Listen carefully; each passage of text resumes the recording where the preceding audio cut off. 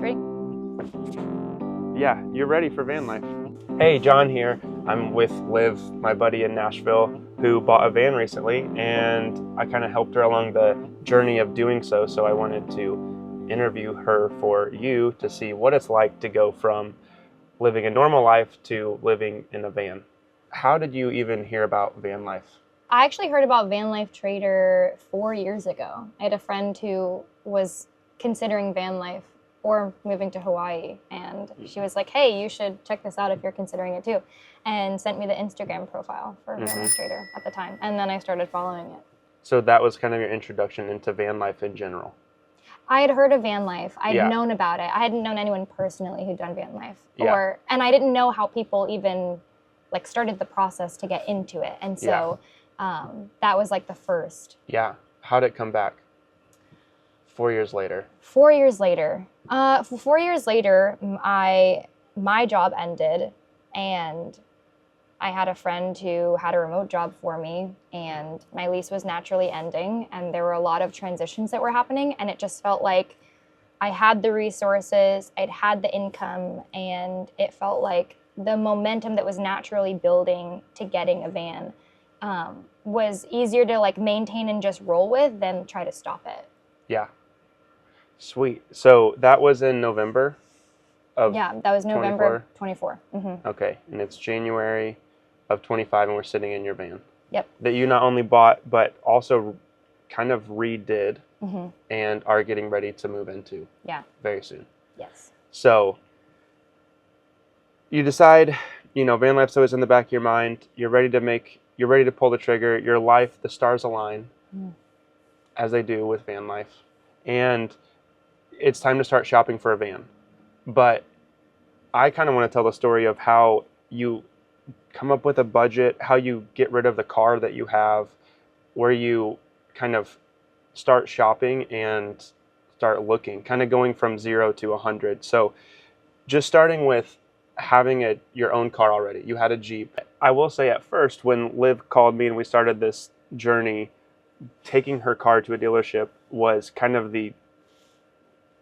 what you thought you were going to do. It kind of what you thought was the first step is like, oh, I need to sell my car. I'll just take it to CarMax. Right. I'll take it to the dealership. There's nothing wrong with that. I think most people not only think that, but trade their cars in or sell them because you can walk in and walk away with cash. Right. But I was preaching that, they're going to give you half of what you could sell it for on your own because they need to make money, and that's how it works. Right. So we put it on Marketplace, which is not as painful as you might think. We put it on Facebook Marketplace to sell it. Super easy. Just wash it and take good pictures, and then list it for what you see other vans or other cars listed for. Yeah. And that's what we did, but it sat for, how long did it take to sell? Like 4 weeks? Yeah, 4 or 5 weeks. Yeah, which isn't bad. And you got pretty close to asking, but definitely more. I mean, definitely double what a dealership would have given me. Absolutely. Yeah. And so that had to do with the whole timing of everything. You had a month to wait. You had almost 2 months to wait. So you were able to wait. Yeah. And I love that because that's a big W. That's more money in your pocket to go through this renovation. Yeah. And you were able to start making payments on this while you waited for that to sell, and just barely. There were a couple calls I got that were like, I need this to go now. And I'm like, it would have been. We need like a drop dead date, and until then, don't stress. Yeah. And you made it. Yeah. Which again, it's also like, I think that's kind of the timing of it all. And, my lease was ending too. So it was like, I'm not paying rent either. And so it just kind of worked out that I was like, oh, I'm able to do that, and I'm willing to wait longer. Yeah. And that's fine. And simple thing here, but you had a loan on that car, so you had to pay that off. And you chose to pay that off before you went to sell it. So if a buyer approached you and had the cash, you could give them the title. Immediately. And that's just because you had already paid your balance down pretty low. Yeah. If you didn't have the means to do that, you would have to get that buyer to kind of meet you at the bank to pay the bank to get the title, and they could walk away with it. Yeah. But that's a complicated step. Your bank was in Florida. And so if you can pay it off before you need to sell it, try to do that if you can wait a couple months. So just made the selling process easier. And if you don't have Jonlife in your backyard that can help you through that title transfer process, we do partner with KeySavvy, which that's their whole job. They escrow money and title transfers when you're buying or selling. So even with your Jeep, you could have signed up with escrow or signed up with KeySavvy, and they would have gotten the title to the new buyer and gotten you the cash, and they would have taken like $170, and then you wouldn't have had to meet them in Florida at a bank for a Jeep you're trying to sell here. It would have all been done through the mail, and it's only a couple $100 to work with them. Cool. Same with buying this, which we'll get into, but they just ensure that the title is clean and it's going to go to you when the vehicle is transferred and all that stuff. Again, you didn't have to because I was your KeySavvy, but you were my KeySavvy. I just was able to say, yes, this is safe. This feels good. Like I was backing you up.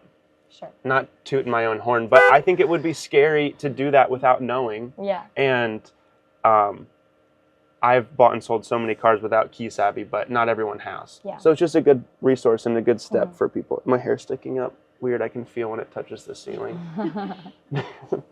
I think that's one of the really like reassuring parts of Vanlife Trader as a platform, especially when it comes to like buyer and seller contact, is that because there's kind of a buy-in on the seller's end, I felt really comfortable having conversations with the sellers as I was considering vans. Yeah. Because it just like, it felt a little bit safer, and it felt like there was already some sort of like gauge of like verified reliability. Yeah. And so that's why I think it's really hard, or it's really easy to just kind of like disengage some preliminary like parameters of like, oh, I'm going to be really wary and cautious here, as you should always be regularly. Right. But it was a little bit easier to just start having like really honest conversations with the seller of like, here's what I'm capable of, here's what I'd like to do, here's what I'm offering. Yeah. That felt serious buyers and serious sellers. You were a serious buyer, but you felt like they were a serious seller. Yeah. Compared to marketplace jargon, I would say with your Jeep, that was just like people who weren't as serious, and how long that took. Right. I think with other platforms, there's just not always, there are some community pages and community groups in other selling platforms, but there's only so much that you can do when it's not a true verified selling platform service. Right. And so what we're bringing to the table is, because that person who owned this van had to pay to get it on the site, you felt like they had some buy-in to make sure that they responded to you and they were legit and straight up. Whereas if it was just a free platform where people are sending messages all over the place, you don't know. They don't have to respond. They don't care. Right. Okay. Cool. We're verified. We actually just got that blue check mark. Wow, I've always wanted a blue check mark. So where did you start looking for a place to get a loan, and how did you find out who would give you money? What did you have to put in to find out what you were qualified for? And what did the timing look like for that? I think that's where the timeline felt really quick. I wasn't planning. I mean, I was considering van life probably starting around, for the second time, probably around like September, October, maybe October. And by end of October, I didn't have my job anymore. And I wasn't planning on being in a van until closer to January, because I didn't want to leave until March. And it all kind of compiled and compounded like on itself. So it was the job had ended, and you needed to have a proof of income to get a loan. And I knew that I didn't have the cash to like fully buy a van outright. And so it felt like a bit quick of like, okay, so I've got essentially 3-ish weeks after my last paycheck comes through, which would have been like mid-November. I've got until then to have verifiable proof of income to get the loan. And so that felt quick. So I ended up becoming a pretty serious buyer and was definitely hunting. And there wasn't like a specific budget. It was like basically just like, what am I willing to like make my monthly rent payment, essentially? Like, what am I willing to pay on this and for how long? Yeah. And so I kind of had an estimate of like what that would have been. And then, you know, there are different parameters for how long I wanted to be paying that and whatnot. And so, and I knew other bills would be going down too. And so I knew that I'd be able to make that work because I also had a new remote job lined up. But Lightstream is a partner with Vanlife Trader, and they were really easy to use. And they are all about like specifically getting people in vans and getting people loans for wanting to get in vans. And so it was really easy. I just applied and I think I found out in like 3 minutes. They were like, congratulations, we're giving you money. Are your payments more or less than your rent was? Like a third. They're a third. They're less than half. Wow. Maybe they're closer to the half. Maybe And you kind of own your home now. And I'm a homeowner. And you're in it. Mm-hmm. And I don't pay utilities. No utilities. That's nope. amazing. Just water spigots. Uh-huh. Mm-hmm. Friends. And gas. Friends' houses. And friends' houses. You found a deal of a van, and I want to ask about the buying process, but I just want to make a note that if you are shopping for a deal, you need to give yourself time. And then you also need to be able to act on the deal when it comes up. And that's exactly what happened here. So you start shopping. What is the sea of vans like on Vanlife Trader and all the places you looked? Right. How do you start to sift through that? Well, because there are search parameters, it's pretty easy. And so before I was even looking, I kind of made a list on my phone, and I was like, what are the non-negotiables? What are the things I'm willing to like build out myself or renovate myself, and what are the things that can wait, you know?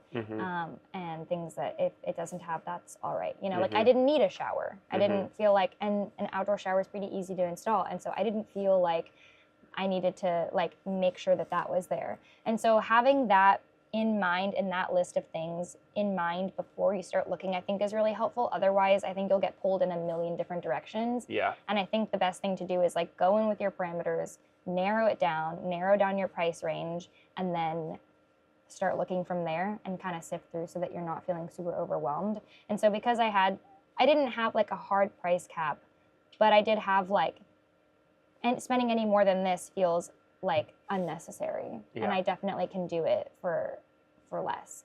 And yeah, and then it just kind of like, I think there's a certain amount of like aggression and like forward motion that you have to put forth in looking and then communicating with sellers. And then there's the waiting and the being willing to like pass up ones that aren't meant for you. Like there were a few contenders the week that I found this van. There were a few others that I was really considering, and then it was looking at like what they had to offer, the price that they were. They just ended up not being right. Yeah. So being able to let go of ones that might seem like the first one you get excited about, being able to let that go because it might not be the right one, or there will be another one. It's something you experienced in your shopping process. Yes, which is a weird thing because this was the first one that I was really excited about. Yes. But I let it go. I let it go and I kept looking, and then I came back to it. And you made an offer that you were willing to walk away from. I did, when it came down to that. So you reach out to the seller. Actually, let's just take a second to talk about this van. It's a 2017. 2015. It's a 2015 ProMaster. 2500. Yeah, why don't you just tell us what kind of van we're sitting in here? So true. Yeah, it's a 2015 Ram ProMaster 2500 and high roof. How many miles? 123 when I bought it. Okay, 123,000 miles. And it's fully live-in ready. It was fully live-in ready, yes. The seller had been living in it for like 4 years. Yeah. Okay, which can be a good sign. Someone living in a van means everything is kept up in working condition. It also might be a little bit more worn in, but it hasn't been sitting in someone's backyard for 4 years or 10 years or whatever. Right. Okay, so they're in Florida. They were in Florida at the time, yeah. And you're in Tennessee, so you had to figure out how to buy a van from another state. Yep. And how to take money down there or not, or how to negotiate but be here. So how did the conversation go? Yeah, well, I will say the scariest thing I ever did was fly with a cashier's check in my hand. I was scared the whole time. Yeah. I'm sure the TSA thought that I was smuggling something, but I really was just really scared to lose a piece of paper. Did you hold it the whole time? I think I made it like a bookmark. I think I put it in a book that I was like, surely I won't lose this. I've never lost a bookmark. I've never lost a... No, surely. We're going to put that in our resources. So you're just shopping for anything in your specific parameters, and this van pops up. What's it listed at? It's listed at $28,000. Okay. And you're like, what's the catch? Yeah, 100% I'm thinking, because I'm looking at vans the same week that are 10 to 20,000 more, that are similar in miles, similar in builds, and maybe they're different models. But I'm thinking like, there's got to be some kind of catch here. And there were a couple catches you had to work through. Right. Well, I noticed first that it said quick sale on it. So I think that that is one thing to note, that the seller was clearly trying to sell their van really quickly and was willing to go lower on their price to get rid of it. Yeah. So it's not how every van sale goes, but for the people looking hard enough and waiting long enough, you will find a seller that needs to get out of their van quick. So what was this person's story? This person was doing van life for 4 years and met their partner while doing van life. And they ended up both working in a marina in So Florida. So sweet, yes.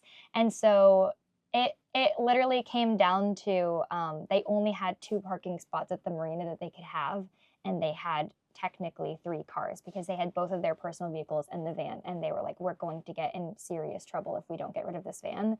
And so they were trying to sell it because I think they were paying for it to be in storage maybe for a few Right. It months. was costing them money to keep it. Right. Yeah. And so, and it was that or like jeopardizes their job kind of thing. And so they were like, we're really looking to sell it like in the next couple of weeks if we can. And I was talking to the seller, and they were saying that they had it listed on other platforms, and they felt like they were getting scammed all the time, and people were sending weird messages. And so we just like got on the phone, and she was, I think she just had this big sigh where she was like, ugh, a real person. And we were similar ages, and really she was my age when she started van lifing solo. And so it was this like really sweet moment where she was like, this is like you're where I was, and you're making the same decisions that I was, and this feels really sweet. And that's kind of like how the conversation was going. And that sounds really special, but I think that happens more than people realize in van life. For the person in that stage of life where they're trying to start van life, you're going to be meeting someone selling their van who was in your position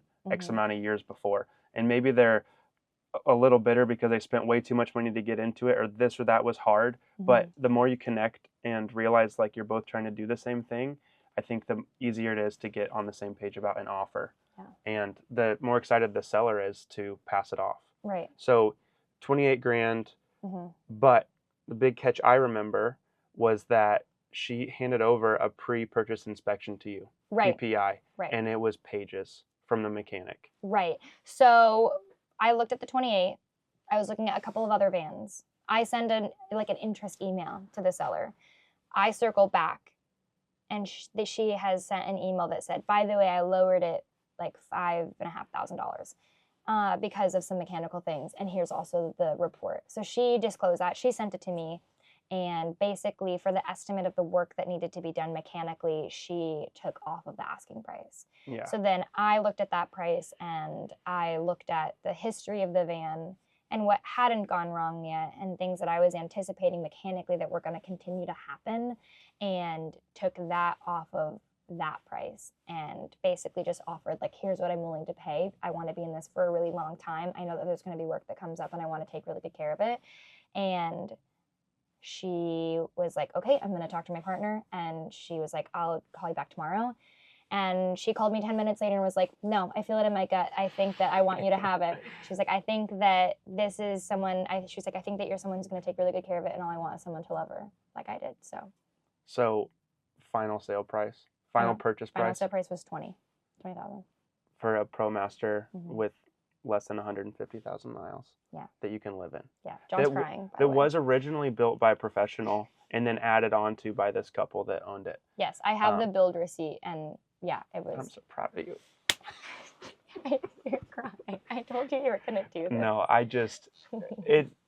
in a world of, not that anyone's price gouging, but in a world where you can do van life for 150,000 or 80,000, to see someone get into it for 20,000 is amazing.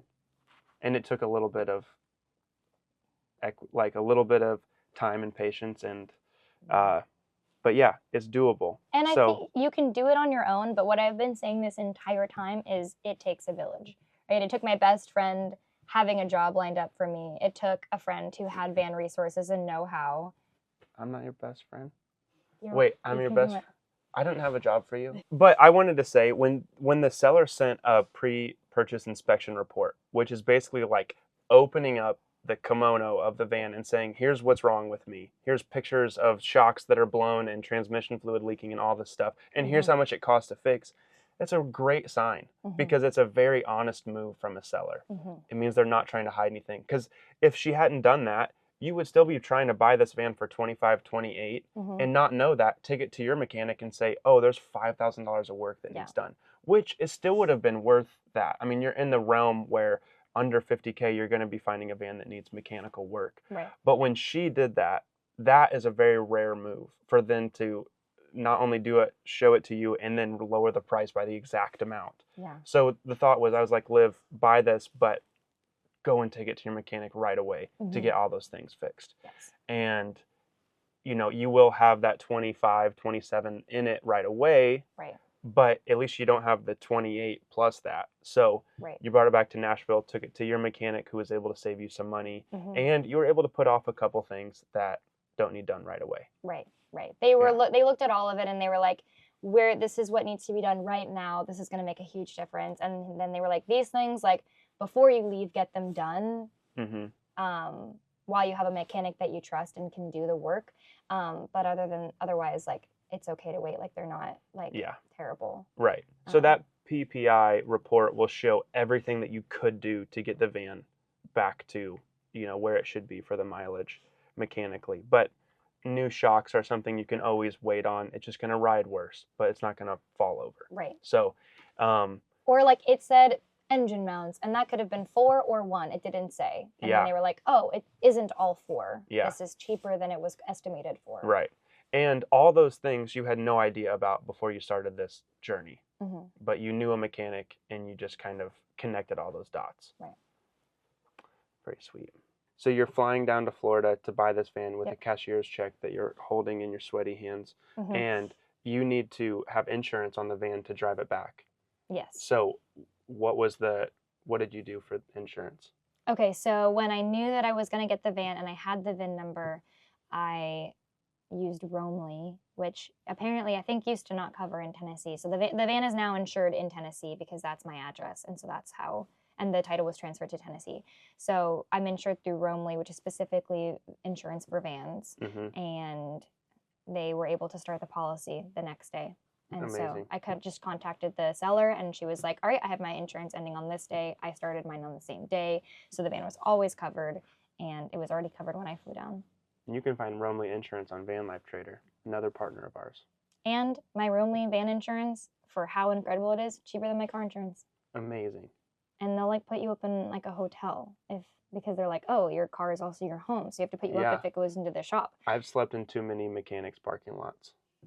Some Roamly won't let you do that. Roamly will take care of you. Roamly wasn't around when I was bumping around in a van.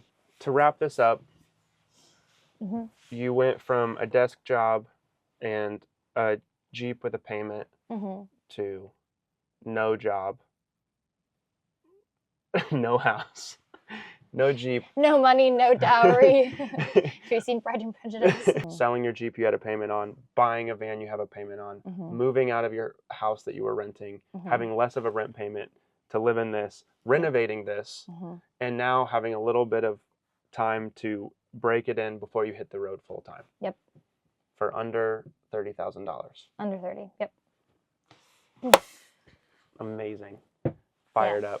It's doable. Van life, you can do it too. I'm going to put that on a shirt. Vanlife Trader. Find your dream van. And then find it a new home when you're done with it.